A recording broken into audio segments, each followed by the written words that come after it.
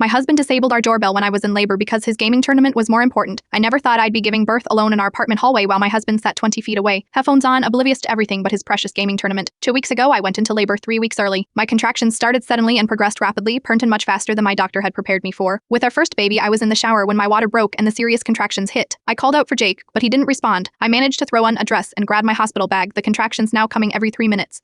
I staggered to our living room where Jake was intensely focused on his gaming setup, put in 3 monitors, noise-canceling headset, the works. He was competing in some online tournament with a $500 prize pool that he'd been talking about for weeks. Jake, the baby's coming. We need to go now, I said, gripping the doorway through a contraction. He held up one finger without looking away from his screen. 5 minutes. I am in the finals. Can't quit now. I couldn't believe what I was hearing. I grabbed my phone to call an Uber, but it was dead pert. I'd forgotten to charge it after my shower. Jake's phone was beside him, but he swatted my hand away when I reached for it. You are overreacting, he muttered. First babies take forever, just breathe through it. Another contraction hit so hard I dropped to my knees. Something felt different, partner.